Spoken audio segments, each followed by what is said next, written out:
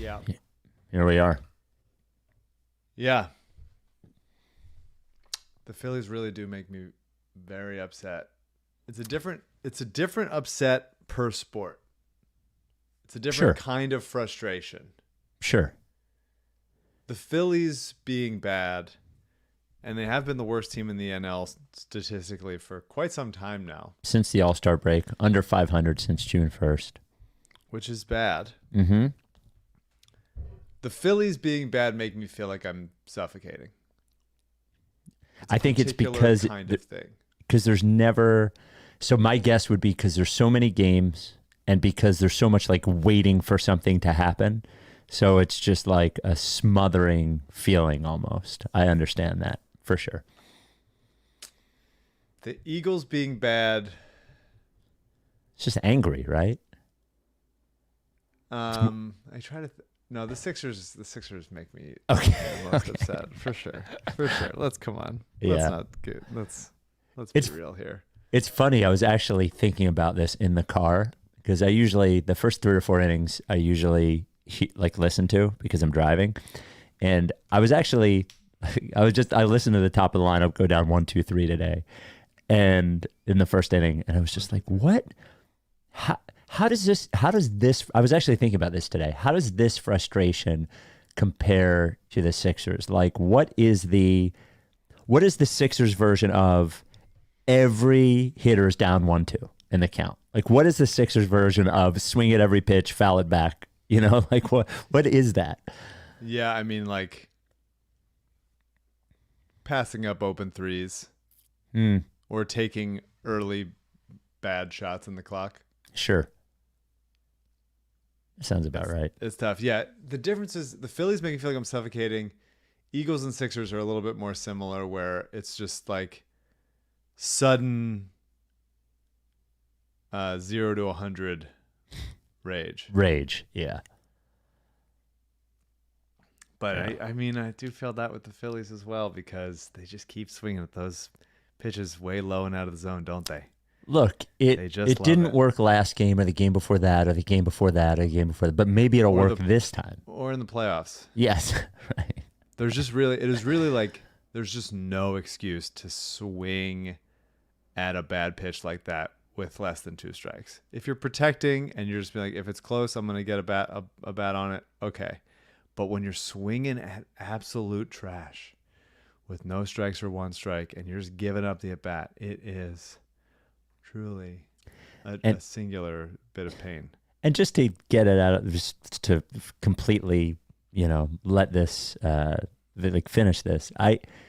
Every strikeout contains a give up swing and a try to hit a 7-run home run swing. Yeah. Like there's always one where they're trying to hit the ball 800 feet. And then one, they're like, oh, I really have no chance of that one, but I'm going to swing at it anyway. Yeah. Trey is good for those. Trey is good for the give up swing.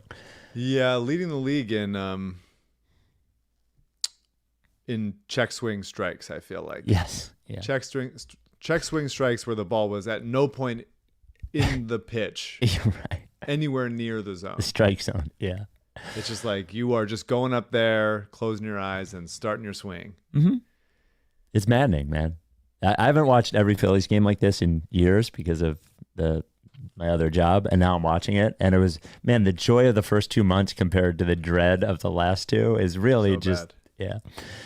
All right, let's do a basketball podcast. Okay. At least we have some optimism there for now. The Rights to Ricky Sanchez podcast is presented by DraftKings Sportsbook. Sign up for DraftKings Sportsbook by using promo code RTRS and brought to you by LL Pavorsky Jewelers, where Rights to Ricky Sanchez listeners go and get engaged. Body Bio. Get 20% off any Body Bio product with promo code Norman. Keep that in your head because you're not going to see it written down anywhere. You just got to know Norman. Adam Ksebe, the official realtor of the process, 302-864-8643. And Kinetic Skateboarding. Get 9.1% off your first order with promo code Dave Silver. On the show today, we thought Daryl Morey was just fucking around in Paris, taking a vacation. Turns out he's trying to fill the final roster spot. And he did. Also, Paul George talks about whether he or Joel Embiid would be taking the last shot in a big game. And we have a relationship advice segment where the guy emailed us 3 times within the span of like 6 hours. So seems like everything's going fine with him. Our Bark in the Park team to support Providence Animal Center. By the way, I saw a puppy from Providence Animal Center today at work. We were doing a live broadcast somewhere. They brought over a minnow, cute little puppy. Bark in the Park is our team for the Providence Animal Center 5K run or 1 mile walk or just hang out. You don't honestly have to run in any of it, but that's what it is. It is October 26th at Rose Tree Park. Our sponsors for it are Mortgage CS and LL Pavorsky. We would love to raise $20,000 this year with our team to help those homeless dogs and cats. We have, this team has raised over $100,000 in the 6 years that we've done it, and we'd love to break a record and raise $20,000 this year. To join the team, go to the link in this pod, or you can go to rightstoRickySanchez.com. And if you raise $100, and I'm not even really going to hold you to that, but if you join the team, raise $100, you get our special team shirt. You can get the Providence Animal Center shirt, but you can get our special team shirt as well. So would love for you to help out. It's always a fun time and a good cause. The Ricky family of podcasts, a new episode this week for the Draft Council, our 52-week per year draft podcast hosted by Dan Ollinger and Ahmed Jama. In this episode, they do a mock draft of the top 10 players in the world under 21, and including players in the NBA and not in the NBA and international and in college. And somehow they fucking got a PJ Tucker interview. In the shocker of all shockers, there's a good, it's short at the end of it, but a really good interview with PJ Tucker. He seemed like he was having a good time. Everybody loves talking to the Danny. And kinetic skateboarding. I have mentioned the back to school angle, but put away back to school. You don't go to school anymore. But fall is coming. It's chilly in the Northeast, in Philly, Jersey, Delaware this week. And we have highs of like 71. Becomes hoodie weather. There's no better place to get a bunch of new hoodies than kinetic skateboarding. Stuff you're not going to see anywhere else. And they have all these music collabos out of nowhere. They had a Guns N' Roses one. They had a Britney Spears one. I think they had a Danzig one. There's just like t-shirts, hoodies you're not going to find anywhere else, as well as the sneakers that you won't find anywhere else. New Balance, Vans, Nikes. Go to kineticskateboarding.com and use code Dave Silver for 9.1% off your first order. Without any further ado, Amos and the show.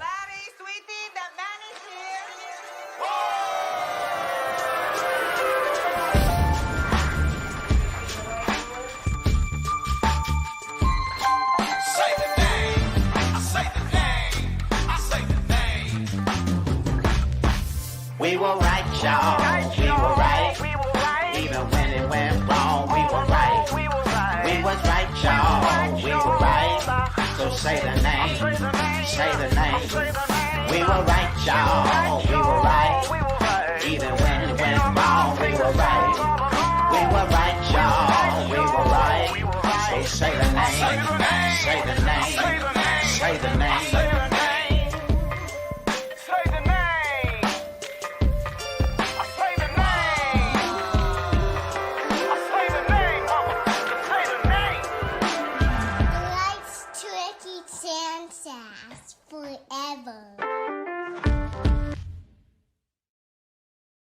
Welcome to the Rights to Ricky Sanchez podcast. I'm Spike Eskin, along with a guy who has as many hits as Trey Turner, Bryce Harper, Alec Boehm, Nick Castellanos, and JT Realmuto combined tonight.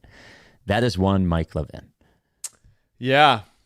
Matt Gelb tweeting, it's been 10 innings since a Phillies batter reached second base. Wow. And to that I would say, well, I thought the goal is to reach home. Yeah. So it doesn't even matter if they've reached second base or advanced past look second at that. base. Look at that. Does look that at that. matter? Do we think about that? Well, I think, but what does Daryl think? But Mike, wouldn't the question be to get to home? You would have to cross second base. Wouldn't that be the? Oh no, I don't see how that's relevant. I think a faster direction to home is to simply stay there and to never worry about running the bases. Well, so just simply stand still. That is and something. Then once you're done your business, leave, walk away, and that's what they're doing. And that should count as runs, I think. We got an email from Mark to rightstoRickySanchez@gmail.com. Mark says, Mike was trashing Maury for doing his victory tour in Paris when he was actually out there scouting Yabusele. I hope the apology is as loud as the disrespect was. Ladies and gentlemen, we got him. We got him. We got a guy. He's big. He's thick. Very strong. He dunked on LeBron in the Olympics. I mean, this is exciting. This is what they wanted. Everybody was saying, like, no power forward. No power. We don't have any power forwards. I'm looking at the back of basketball cards, and nobody has the position power forward on it. But Guerschon Yabusele does. Now we do. He's 6'8", 260. He got drafted by the Celtics in 2016 in the Korkmaz Luwawu draft, as it is commonly known by basketball experts. 16th by the Celtics.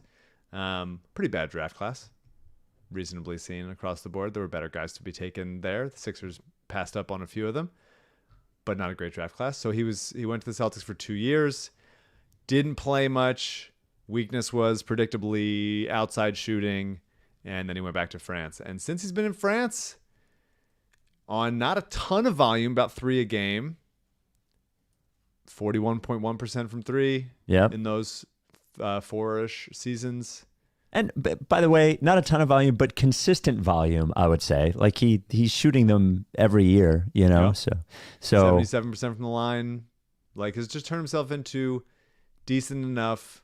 You got to respect it. Looked good at the Olympics.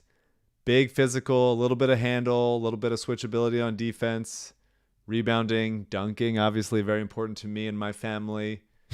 This is good. This is a nice roster spot. The roster is set, or as set as it's going to be, aside from maybe a little two-way switcheroo until probably the trade deadline. And I like what they have, and this is a nice addition in Guerschon Yabusele. Also, as I've said, we said it last time with Nick Batum, but like, I just think Joel is way happier when he gets to speak French to somebody. And I'm not kidding that I don't think that it means nothing. I think it means something, and I think it is good, and I'm happy for Joel that he is happy.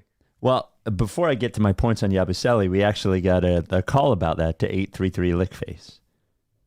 Hey, Spike and Mike. I just got to say, I'm loving the Yabusele signing and realizing it isn't just him who's a French speaker. It's also Adem Bona, who's Nigerian.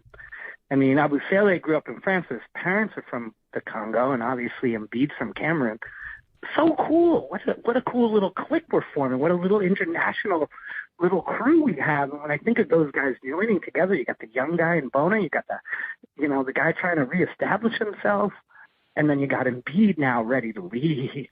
Let's go, France. Let's go, Sixers.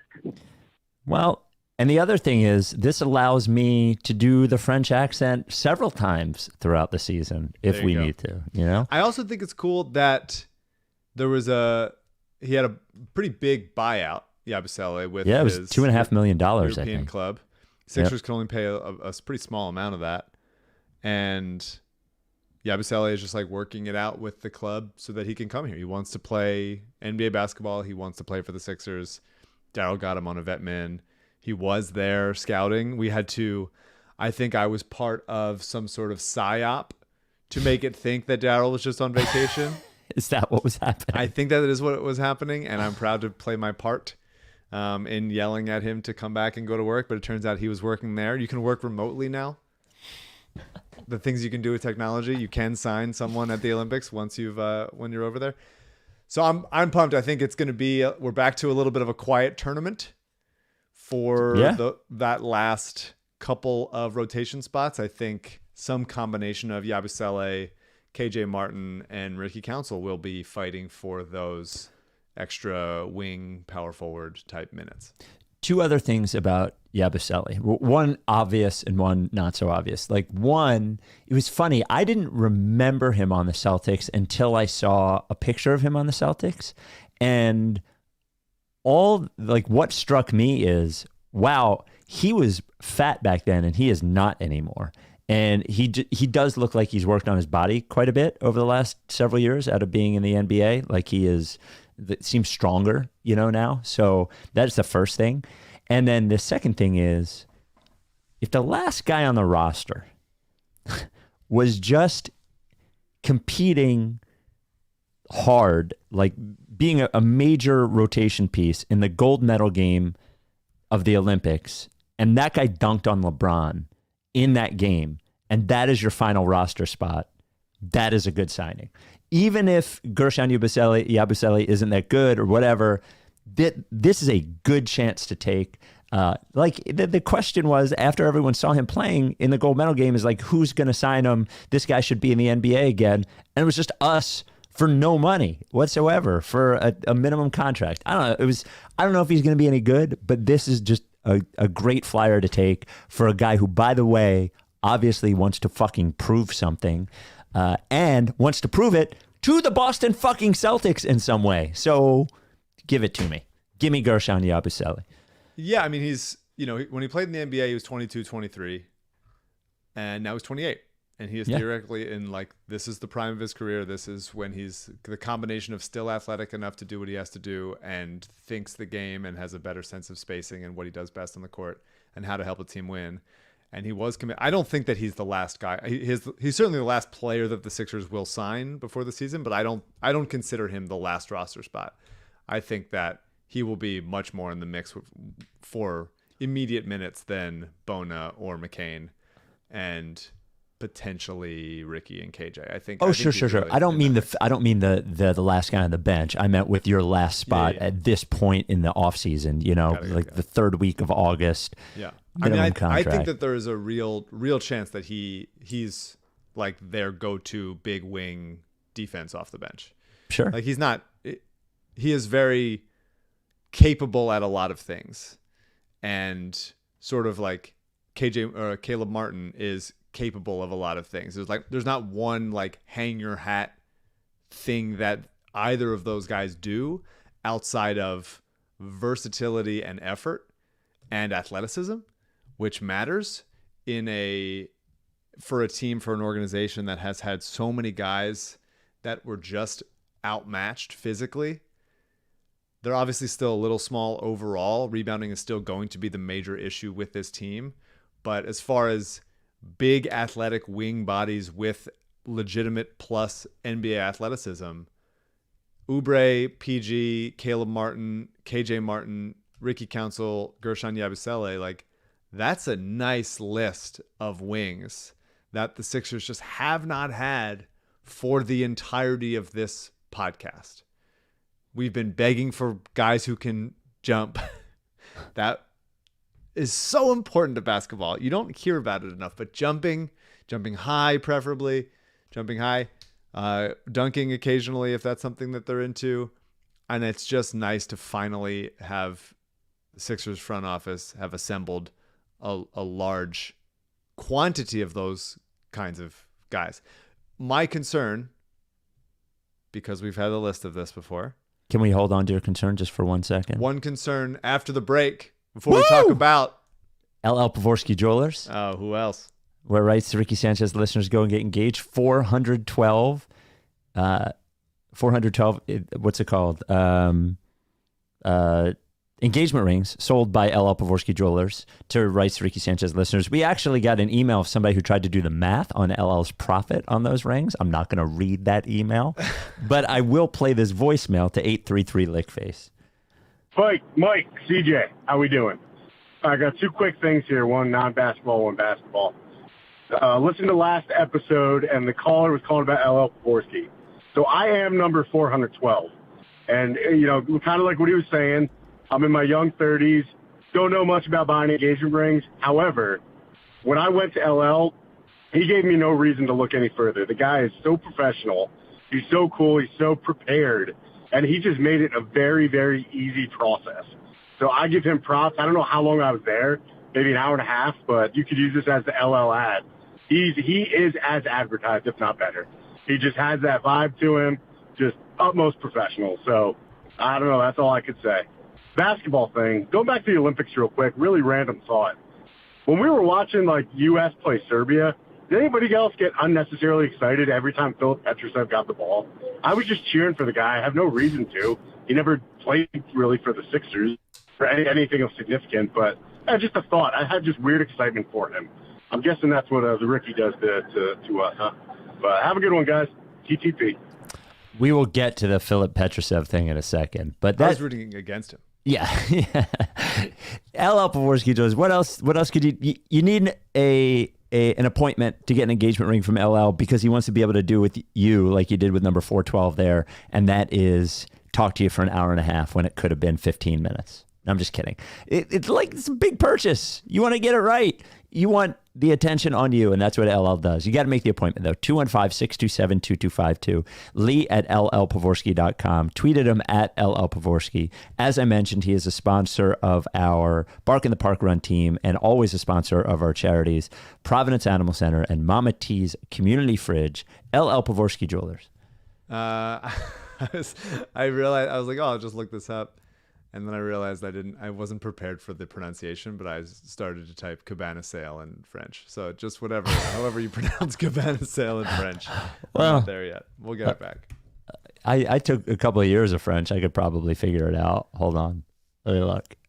Where is French? Somebody's got it. There it is. Hang on. Cabana sale. I don't want to butcher it. Son chalet.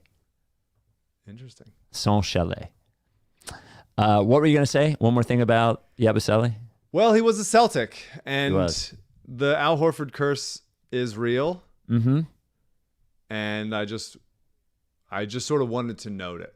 Acknowledge the Al Horford curse. You have to acknowledge it if there's a monster in the closet or under the bed, like you sort of have to go like, I know you're there, and I'm calling it out, so it's okay. Mm-hmm. And I think because he didn't succeed as a Celtic, even though Celtics fans do seem to like Yabu as sort of like a fun energy, victory cigar, Cork Mazzi type player for them. Uh-huh. I don't think that should be as concerning as the Horford situation was, but let's just acknowledge that he is a Celtic, and it is something we should watch out for. Any long sleeper cell mole situation happening.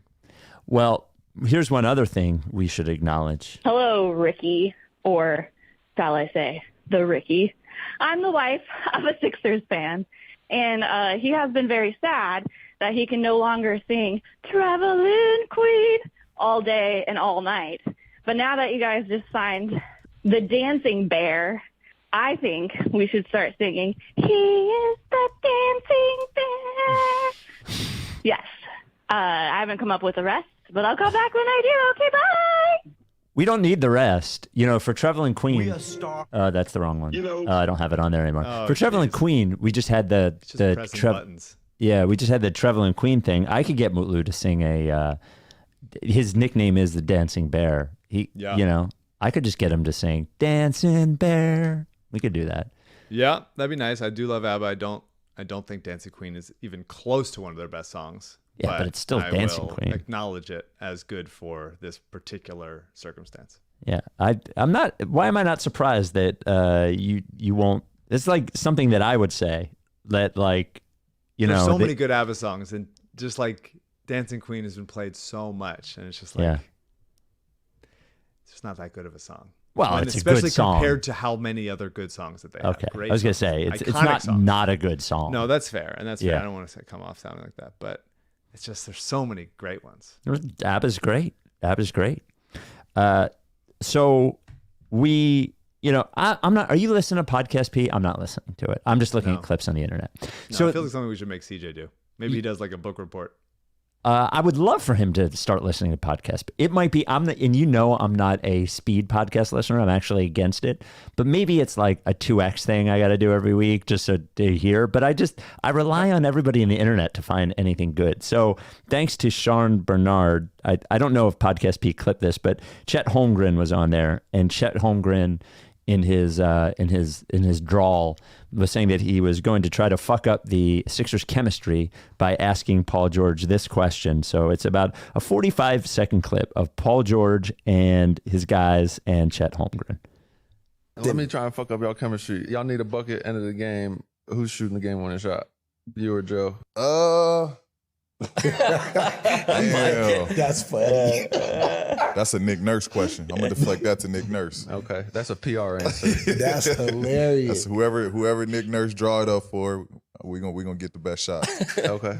And if a good answer. I'm gonna continue to fuck up the chemistry. If it's not you, are you gonna be salty? Nah. All right. Nah. I've dealt with that. You know what I mean? I've been on teams with other superstars, and we live and die with whoever takes Nah, it. that's facts though. That's facts. Like we'll have a game-winning bucket. We had a game-winning bucket last year. Coach drew up a play for Wiggs. And we got a game-winning bucket. Got a game-winning bucket. Yeah. But that's why coach is tough, because the other team wasn't expecting. But that's All right, guys. Let's see. So I like, that was a fine answer. He could have fucked up that answer. He didn't do it. It's also right. They could all take anybody on the team could take a game-winning shot. For I sure. think. And I really am so pro Joel. I think that longtime listeners to this podcast will know that I have criticized him a lot. Mm-hmm. I think people know that, but ultimately, love him so much, want the best for him, defend him against the other stuff. Sure. I almost never want him taking end of game shots. Never. I would use him as a decoy. Well, I wouldn't mind if he took an open jumper. Of course. I But just as far don't as, need him creating the they're final down shot. one. Yeah. 9 seconds left. What do you want? I would rather have the ball in Maxi or PG's hands. Sure. And have Embiid screening, some movement, attacking the glass to where he can at least give them a shot to get an offensive rebound. There's just been so many, aside from the Toronto playoff game. That's the one he hit the one on the wing. That was the buzzer beater. Yep. Which was The sick three. shot, obviously. The three. Yeah. Not a ton of late game success in the last 20 seconds of a game for Joel. I think about a lot of those Celtics series where it felt like he just couldn't get anything going. Some of the Toronto Marc Gasol situations. I just feel like, not as far as making quick decisions, they're going to double him so quick. He doesn't want to really give that ball up that much. I'd much rather just use him as someone that the defense is scared of and have Maxi or PG in space going to the rim, some action. I really don't love, I tend to not love, okay, it's the end of the game, isolation, clear out, nobody else move, just stand still. I would prefer to have a little bit more action on there, which is why some of those Nick Batum plays that Nick Nurse drew up were so cool over that stretch of time last season. What do you think? Yeah, I mean, I don't care who shoots it, because whoever shoots it, hopefully it will be the person who is open, But I think as far as who is the ball going to and who is creating the shot, I agree with you. I almost never think it's Embiid unless you're able to just get him isolated on a guy he's much better than on one side of the floor when everybody's on the other side of the floor, like him jab stepping and taking a jumper. I'm fine with that one. Sure, but they're running two guys at him. No, yeah, that's what I'm saying. Yeah, and he gets, even though he makes the right passes very often, he does tend to not think fully clearly at the ends of in those kinds of crunch time situations. It seems like he's trying to go I don't want to give it to this guy, I'm not going to get it back. I feel like I'd much rather decoy Joel at the ends of games, please, and give it a shot at a second chance. Sure. Yeah, I mean, we've said Maxey hit big shots in that Knicks series. Yes, and by the way, it's hard to have a 7'2" center be the primary option down the stretch in tight, important games. That's part of the problem. It's hard to even get him the fucking ball, much less run the offense through him, Absolutely. I mean, we've seen so many, time and again, entry passes not being able to be made. And I'd rather just go let's pretend let's get him moving. Let's get him setting pin downs and rolling off of it. I just feel like now that there's two excellent options outside of Joel, there's really no reason to have to go. I mean, I can put myself so quickly into the space. We were talking before the podcast started about watching the Phillies versus the Eagles and the Sixers and what different kinds of frustration that feels like. And one of the screamiest kinds of frustration for the Sixers is when it's okay, there's 11 seconds left in the game, you're down 1 or 2, and you spend 7 of those seconds trying to enter the ball into the post. Right. And you're just like, just fucking do something. Like, just like it's losing it. It is such a specific kind of frustration as you can see the clock winding down. I would really love to not have to do that this season and just use Maxey and PG in space, Embiid setting screens and distracting the defense. I think that should be the idea. And if that ends up in a Caleb Martin open 3 because they're helping out something else, then like, thank God, let's do it. Yeah. And open anything. I will take an open anything, honestly. Yeah. A little bit of relationship advice. I keep my heart under my pillow with my teeth and other lies. I've been waiting on your halo just to shine the light. Just to shine the light. All right. Well, the relationship advice theme song comes from Eliza Hardy Jones. It's called I Couldn't Leave You. It's from the album Because Become. Sometimes people ask. So we got 3 consecutive emails from this gentleman. We'll call him Anonymous. Hello, Norman and company. I'm currently going through a devastating breakup. I've been with my girlfriend for over 5 years. We moved to Philly from California together, traveled to different parts of the world, have been talking about our lives together, and suddenly she wants to be alone and is moving back to California without me after we had been planning to move back there together. Things have been a little off between us for a while, but there's no doubt that we both still love each other. It just feels like a situation where life gets repetitive and things get a little stale, so we need to get back to doing things that we love together. She is not seeing it this way and insists that she wants her independence. I realize I have no recourse if that's the case. I also realize that maybe she just fell out of love, which again leaves me shit out of luck. I guess I'm not exactly looking for advice because I've been through a breakup or two before. I recognize all the stages of grief I'm experiencing from moment to moment, and I understand they aren't going away anytime soon. My reason for emailing is because while I've been spending some time at my parents' house in Reading, I noticed they have a book that sounds interesting. It promises 7 principles to keep me present, grounded, and thriving. Principles that I'll certainly need moving forward. It is called Be Where Your Feet Are by Scott M. O'Neill. Have you guys ever heard of him? I'm a frequent reader, but have never read anything by him. I have an abundance of support around me between family and friends. Very thankful for that, but maybe this book is what I truly need to get over the hump. Do you think it's worth a read? Interesting fact about our relationship, we met and dated for a couple of weeks, and I panicked and broke it off. The day we decided to get back together, she came over to watch a Sixers playoff game with me. The game ended with a crazy shot from Kawhi Leonard. Thanks for all you do. Listening to the pod will certainly play a part in getting me through each day. Email number 2. Hey, it's me again. I failed to mention that we have joint bank accounts. I'm on her health insurance, and we have a cat we got a few months before we met that she's taking with her. I love this cat arguably as much as I love her, and she told me he's been miserable since they left. This is essentially a divorce. Maybe a little advice would help if you have any. Felt important to give you the full scope for some reason. Email 3. Sorry, more context. I'm about to turn 34 and we live in an apartment in Phoenixville I can't afford alone. The list goes on and on. As you can see, I'm a mess. So he said he didn't need any advice, but it does seem like he could use some support, Mike. Has our advice ever helped anybody? I bet it has. Here's what I think about our advice. It's so hard to get honest advice from people. Because your friends will lie to you, not in a bad way. They'll lie to you because they'll tell you what they think will make you happy. And your parents might lie to you, and your therapist just sits there and listens, which is fine, but So I think our advice is good because it's usually very honest. If your therapist just sits there and listens, I would get a different therapist. They're supposed to also talk at some point. Yeah, occasionally talk. Do you have any advice? Do you think you should read the book? No. That's clear. That's the one thing. Everything else seems hard, but I can tell you what addition by subtraction seems like a really good thing here. Subtract the book and addition it to your trash. No, I don't think that's going to do it for you. Okay, yeah, I would agree. It's probably, it probably doesn't give bad advice. It's probably just your normal, In fact, Yep. Scott O'Neill, who didn't want them to trade MCW because of the brochures, Yep.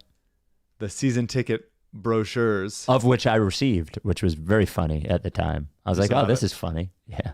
You still have it? I probably do in a box somewhere. Yeah. He would have wanted. He's the kind of guy that would be telling you to stay with a relationship that wasn't working, which is Because your feet are NCW would already have been there? signed to a long-term extension just because he happened to be here.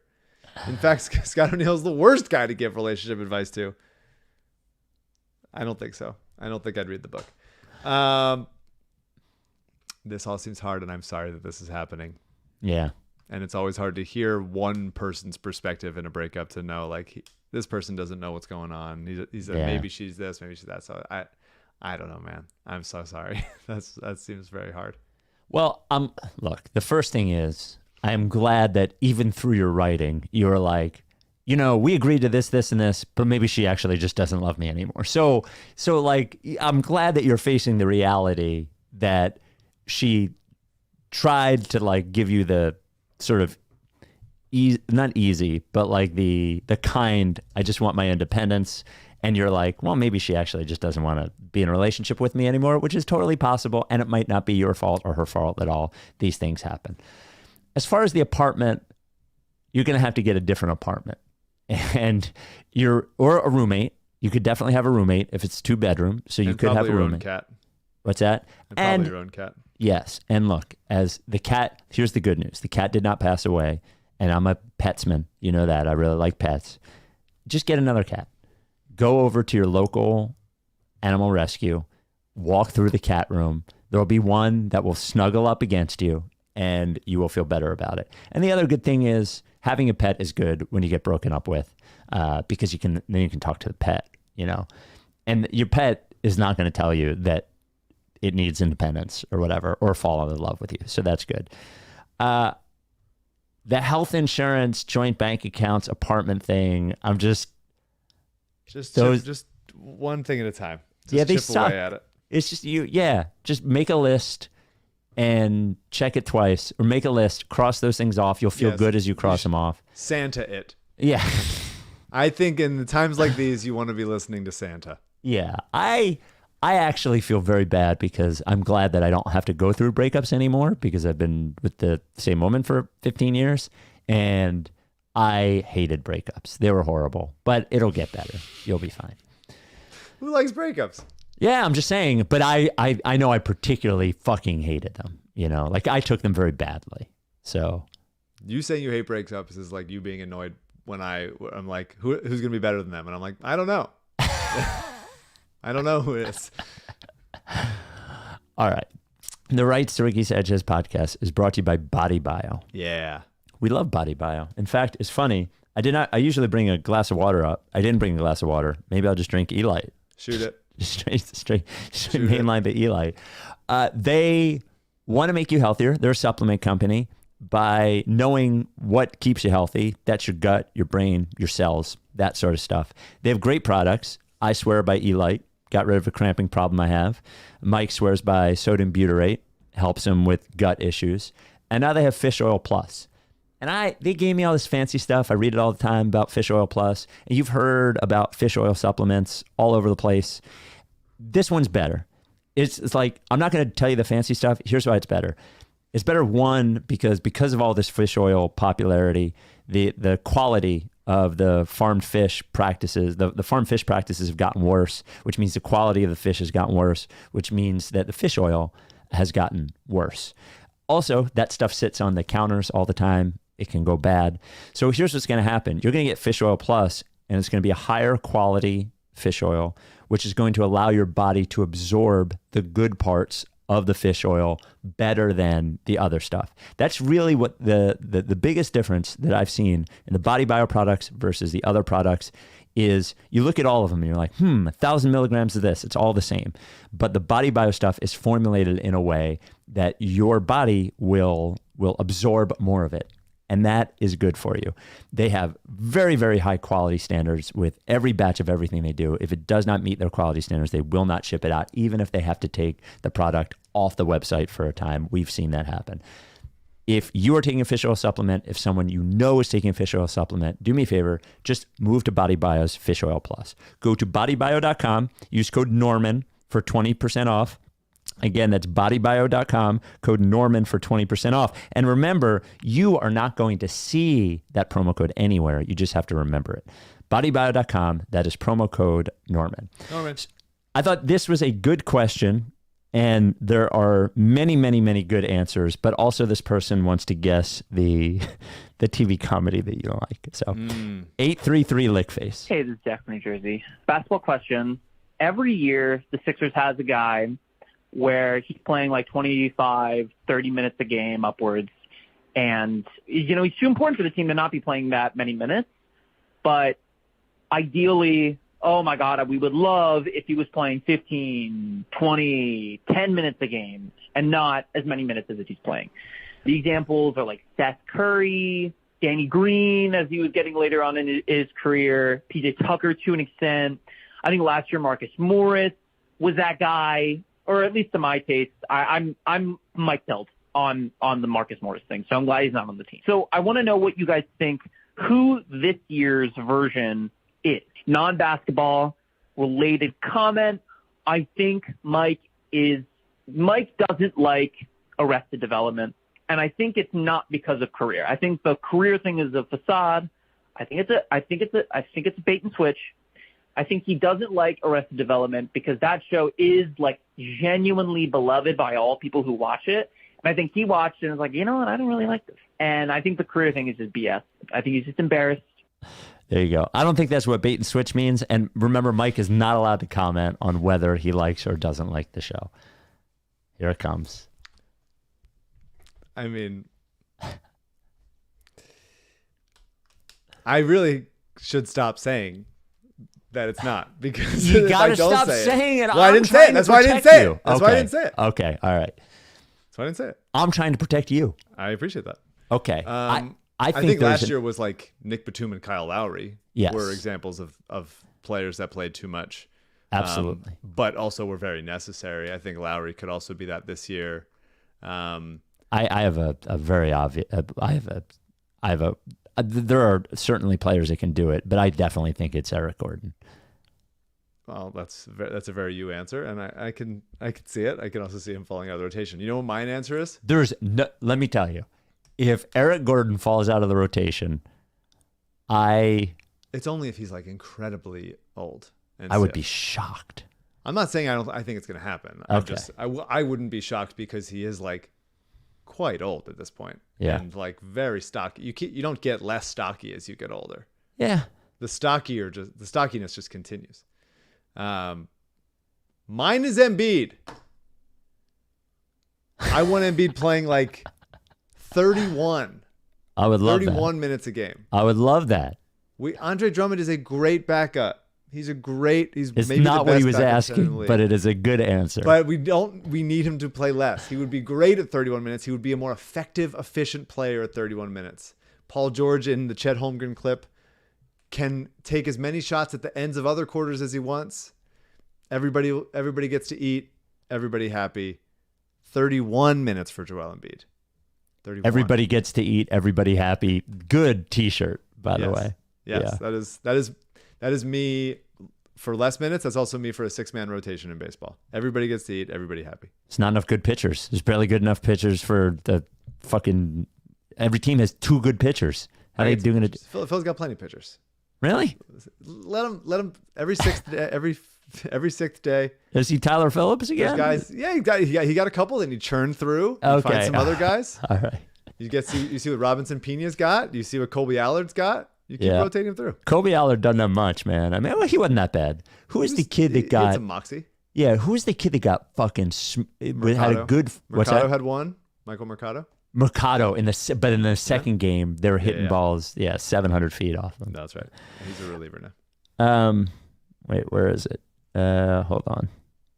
There's another good guess. Oh, here we go. 833 Lakeface. Okay, not gonna say. Very funny that Daryl seems to have a type of signing ex-Houston Rockets and members of the French national team.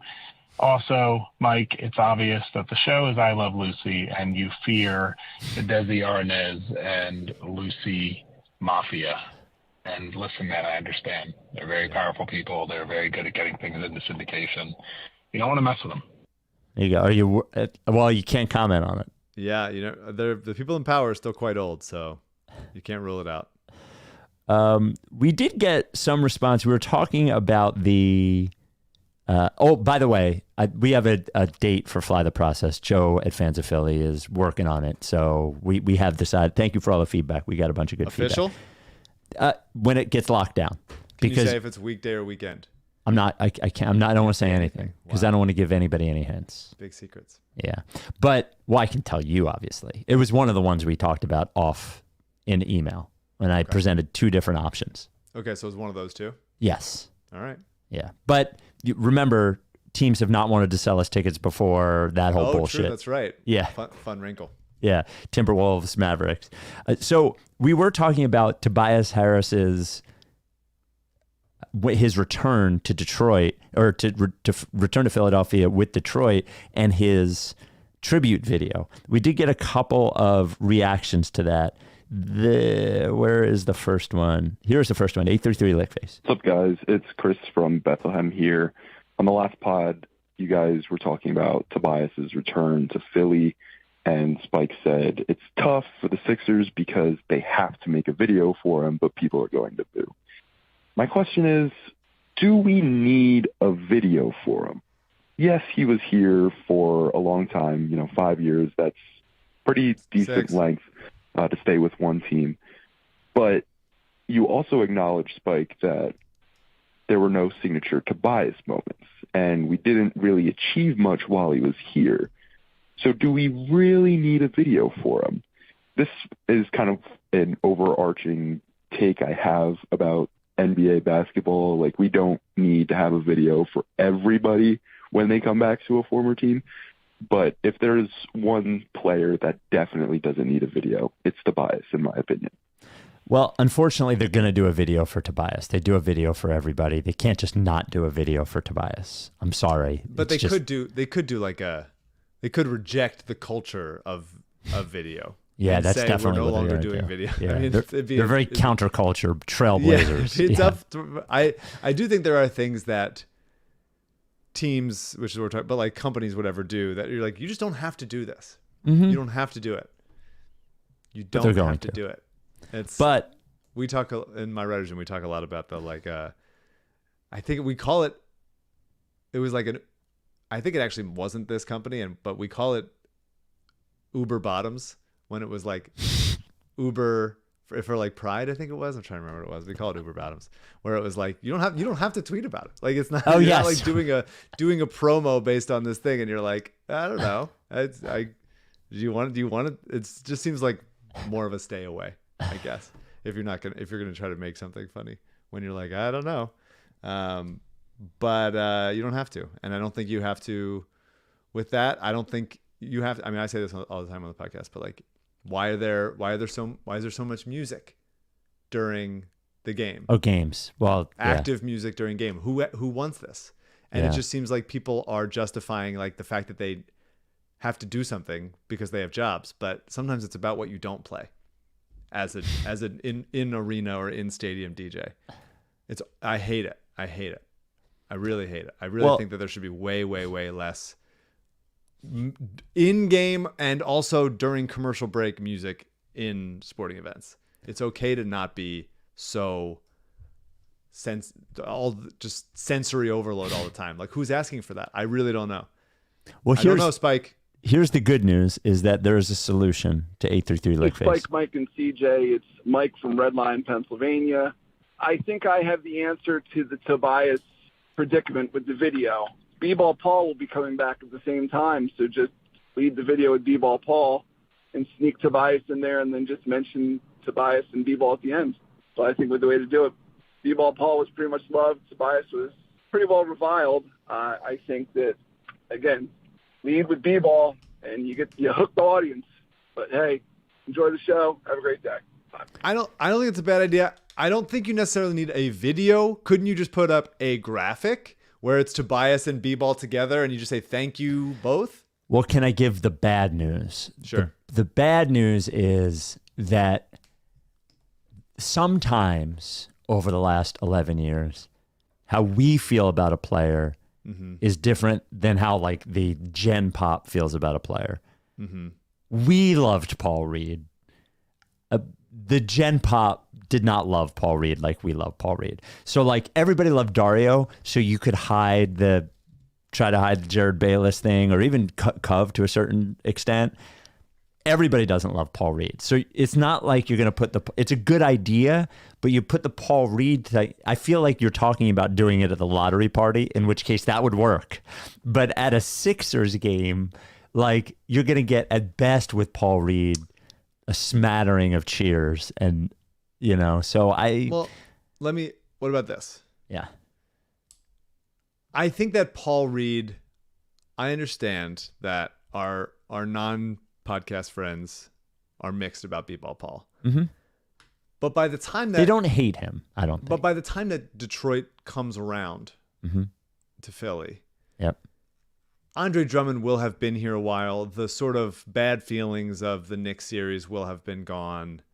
I don't know that there's going to still be a lot of people, I'm sure a few, holding on to any B-Ball Paul anger when he's such a delightful presence, even if you don't think that he's not great and should not be Joel's primary backup. I don't know how many any like material majority or materials contingent of people will be booing loud enough for Paul. Now, to your point, might not be cheering him as enough to drown out the Tobiasness, but I do think it is a chance of helping more than the other stuff that has been discussed. Yes, it certainly has a chance. I wouldn't. You're not going to get a thunderous, to your point. Like even if the Paul thing isn't negative, I don't know that it's going to be all that positive. Yeah, unless they pay, the Sixers pay for all Ricky listeners to go cheer B-Ball Paul's return. If they want Tobias to not be as big of an issue, we'll do it. Then you got to call in. Give us 1,000 tickets. You bought all those tickets for people for the fucking Knicks series. They'll take care of it. Give us 1,000 tickets. The Rights to Ricky Sanchez podcast, and we will promise not to boo Tobias. We fucking everyone will do what we decide to do like every time. So, we won't boo Tobias. I don't know that I can agree to that. The Rights to Ricky Sanchez is brought to you by Adam Ksebe, the official realtor of the process. I am going to spell his last name for you so you don't forget. Ksebe. Ksebe. Ksebe. His cell phone number, direct cell, 302-864-8643. I have it memorized, 302-864-8643. Adam at processrealtor.com. In this time when there's not, I'm going to sound like fancy realtor guy, there's not a lot of inventory, which means it's not really all that fancy, but it means there's not a lot of houses out there. There's not a lot of people selling houses, and it's especially competitive at the beach. Delaware beaches have become very competitive. The advantage is, look, all beach homes are expensive, but the advantage in Delaware is you're going to pay less property tax, much, much less property tax. So if you're thinking about buying one, maybe you rent it out for a lot of the summer, but then you have it the rest of the year, it helps you pay the mortgage. Adam Ksebe will help you find that home. He and his team, based out of Long and Foster in Bethany Beach, they have all the Delaware beaches absolutely covered. They have all of Delaware covered. They have all of Maryland covered. Maybe Ocean City, Maryland, something like that. Any of the Delaware beaches, Rehoboth, Lewis, Bethany Beach, Dewey. He is your guy. You need somebody who's going to know about houses before they go up. It's going to help you bid, to help you get your house, who is going to tell you, you don't want that street, you want this street. You need a real partner. Adam Ksebe is your real partner in helping you to get a home in the Delaware beaches or fucking Newcastle. I don't know, Wilmington, maybe Maryland. And sell a house in the same place you want Ksebe. Now, if you want to buy or sell a home in PA or New Jersey or New York or any other state, he cannot do that for you. But what he will do is he will talk to you. He will find out all of your needs, what you're looking for. Then he will interview realtors to find the absolute best one for you. Love Adam Ksebe. Absolutely trust him. You should too. Adam Ksebe, the official realtor of the process, Ksebe, 302-864-8643, or Adam at processrealtor.com. What do we got here? Let's see. The hardest stomach YouTube comment of the week came from Billy Rockefeller 2335. The show is Ted Lasso. So there you go. There's another one. Yeah. There's a lot. Oh, this is actually maybe the best voicemail we've gotten in months. 833 Lickface. Hey guys, concerned Ricky listener here. Concerned about Weekly Becky. Is she still calling in and you guys just have a conspiracy of not airing her voice anymore? Or what's happened to Weekly Becky? Is she okay? Can we get an update from her just to make sure that she's doing all right? Because I'm concerned that some of the calls in Weekly hasn't been heard from for months. Thanks, guys. There you go. I agree. I've thought this. Have not received any. It's not me choosing not to play them. Sometimes I shorten them because they're very long and out of breath. But I want her to relax Becky, go a little. on a run, give us a call. We'd love to hear what's going on. Yeah, we just want to know that you're okay, Weekly Becky. We just want to know that you're okay. What if she hates the podcast now? Ooh, that would suck. Why? Why does she hate the podcast? There's any number of reasons, any number of opinions I've had over the years that finally you never know what the straw that broke the camel's back is for podcast listens. I've certainly had plenty that I've listened to and be like, nope, that's it. I'm done. Can't do it anymore. Oh, really? You know what I do think? I was What? thinking about this earlier. Oh, tell me. I think since we're in August, we're in August 1 of 2. August 2 is September, obviously. Yep. I think that there should be a email in any questions that you would like explained, like in jokes of the podcast that you don't know. I think there's Really? And you want to put that on the pod? One podcast in off season where you can ask any questions. What is the origin of this? I can't go back to these episodes, and we can go like, okay, here's the deal. But they only contain in that episode. So you have to really care enough to be listening to this episode, an hour into this episode. So you don't want also me listen to the next episode to ask those questions, to hear us answer them. So that would be. Here's the question. I think you earned it if you do. So you don't want me to send out a newsletter thing saying we want these questions from you. You just want them back. I think you can send a newsletter. If you subscribe to the newsletter, I think you're okay. allowed to do that. All right. So I'll do it in the corner 3. I'll actually write it for AU tomorrow, and we can do that in the next pod. Because it's weird. It's so bizarre to me to joke. think about people that be like, oh, I started listening in like 2022. And I'm like, what does that even look like? What does that even... You don't understand half of the stuff we say. But I don't even... I'm not even for that, but it's like, how did you ignore the podcast for 8 years? And then we're like, all right, I'll do it. Like, it's bizarre to me. It seems like if you weren't listening to the podcast in like 2017, then you just never were going to. Oh, there's a lot of people that come aboard. No, I know, I'm sure of that, but I also like it is because I've been here the whole damn time, and so it's weird to be like, oh, you just got here. What is this? This party's been going on for 11 years. We've been in. This is hell. You haven't been with us in hell. You know who might object to this is AU. Yeah. Well, I think in the deepest of Augusts. Yeah. You gotta open the door a little bit. Yep. Get some air in. Okay. This is a good comment to 833 Lickface, and then a really good email that I think you'll enjoy. Guys, I just wanted to call to say that as a big UFC fan, one of my favorite parts of your guys' show is when you do the UFC picks, because not only does Spike, he hasn't pronounced a single person's name right yet, Mike also hasn't gotten a single pick yet right, and I look forward to that every show now, so thanks for that. So when we do the DraftKings, when we have to do the DraftKings UFC stuff, we did get on the Ricky Reddit, honestly, the most, what's the word I'm looking for? What's it called when somebody gives you a compliment, a backhanded compliment? And somebody said, put it in the Ricky Reddit, it was like, hey, I love the UFC stuff. Spike knows even less about UFC than he does about basketball. I was like, wait a minute. That's not a compliment in any hand. That's just a backhand, I think. Oh yeah, just a backhand.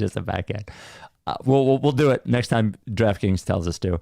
This came from Justin to Rights to Ricky Sanchez at gmail.com. Hi, Spike, Mike, and CJ. Basketball question. I'm curious how you would rank these 5 annoying basketball things in order from most annoying to least annoying. Okay. 1, moving screen. Big sets an unnecessarily illegal screen and is called for offensive foul. Yeah, pretty annoying. 2, step out. Perimeter player steps out of bounds while driving from the corner. Or shooting a 3, whatever. I do think they should extend the court a little bit because, like, why does it have to be that way? But I understand. Okay. 3, jacked 3. Mediocre shooter puts up a 3 with more than half of the shot clock left. Okay. Bad foul. Defender gets beat and weakly fouls, turning a layup into an and one. Yep. Soft foul. These are all horrible and harmful help. You know what this is. Cue the no help song. Defense is bad lately. Just such a nothing play. Defend the guy in front of you. No help. Too often just like stands and watches other guys. No help. We may as well try. No help. Is it going to work?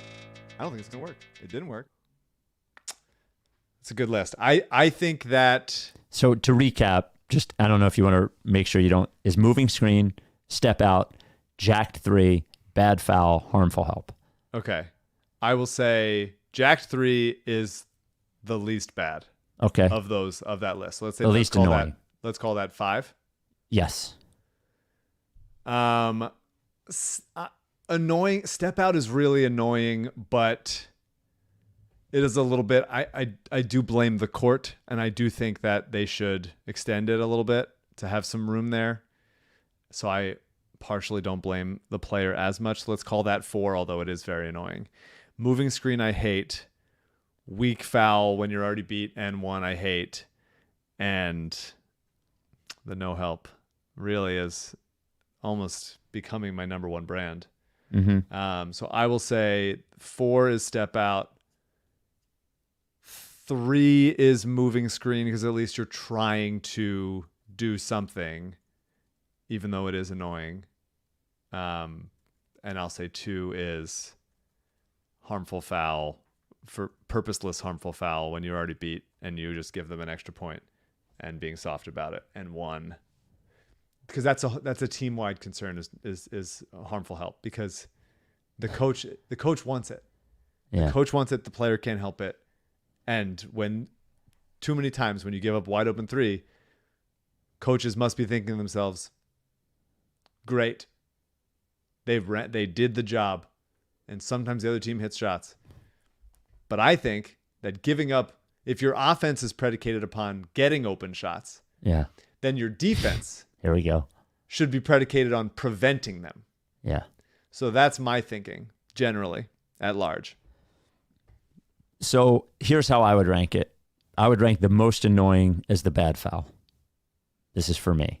Mm-hmm. There's nothing more annoying like on You're this already list. Beat and you also softly foul them. Yeah, you're like, oh my God, what the fuck are you doing? Like that's always my reaction to that. Yeah. The second most is moving screen because it almost always results in what looks like is going to be an awesome shot or something, and there's a whistle, and you're like, I know what the fuck it is. God damn it. You know who did a lot of moving screens like that? Who does? Is your friend PJ Tucker. Well, he's just being physical. Well, there you go.